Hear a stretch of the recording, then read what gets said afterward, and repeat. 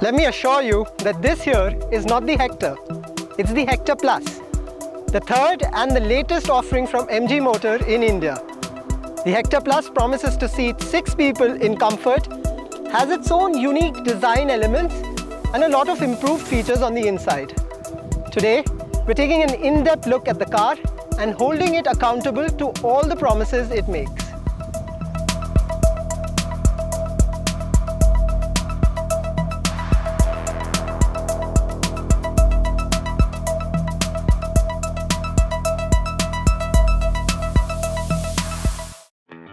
The Hector Plus's subtle yet unique design elements do give it a cleaner profile than that on the Hector.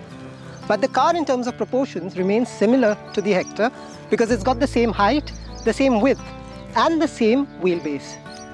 But the main USP of this car are the 3 seats inside, so let's take a look.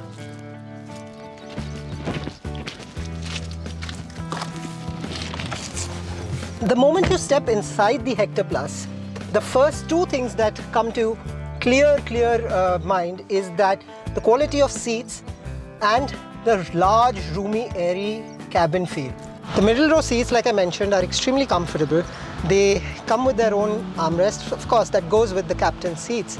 The seats can also be reclined back and forth and can be pushed forward or backward. There is enough leg room. Knee room is good. Shoulder room is good. The height room is, of course, fantastic. The problem is when you try to get into the third row.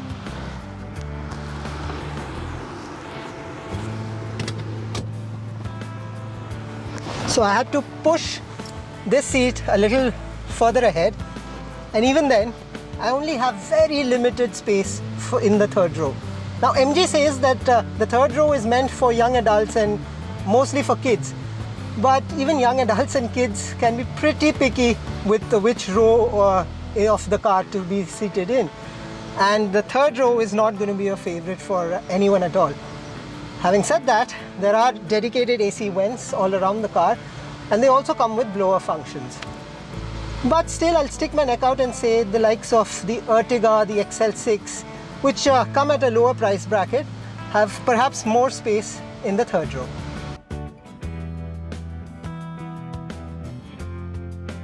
The front section of the car is well appointed with a nice large display, which is now better in terms of usability and features than the one in Hector. It continues to support apps for navigation and infotainment purposes, and the large display makes reading extremely convenient. It also hosts a lot of touch buttons for convenience. The seats in the front row are once again nice and comfy, and the quality of upholstery is very premium. The premium quality of the upholstery, though, is also what makes the hard plastics on the dashboard and side panel stand out as an eyesore. MG ran a sprint and did a fantastic job, but seems to have run out of breath just before the finish line.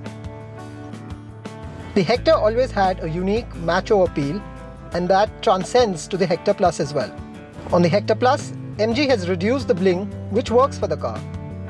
The white chrome dressed grille, the reworked LED headlight unit, the slightly enhanced LED DRLs all make the Hector Plus a smart-looking SUV.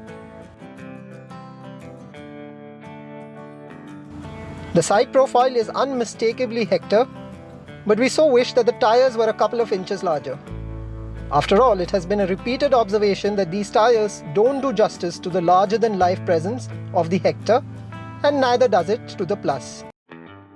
Over at the rear, the central reflector strip is no longer there, and the Plus sports an even cleaner profile than the Hector.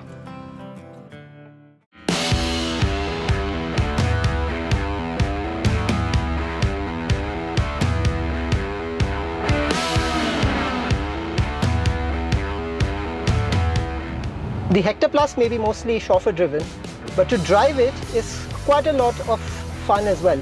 Now, it's not the kind of adrenaline pumping fun that I'm talking about, but it's the nice commanding view of the road, high driving seat position, the large windows that I've already mentioned. All of this goes on to give the car a very dominant road presence.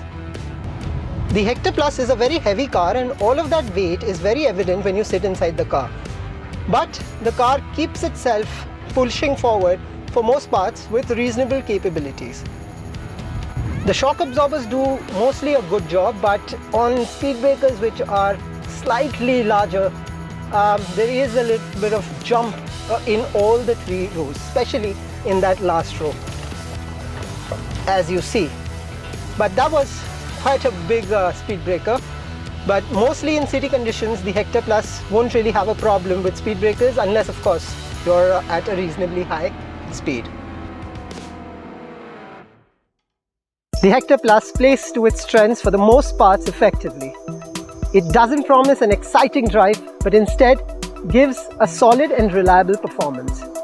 From the outside, it may not look very different from the Hector, but the difference is very clear on the inside, and not just because of the 3 rows, but because of the quality of upholstery. Features, of course, are a plus as well. And even though the 3rd row is a bit of a hit and miss because of space constraints, I would still have it than not have it. What do you think about the Hector Plus? Do let us know, and thank you so much for watching HT Auto Review.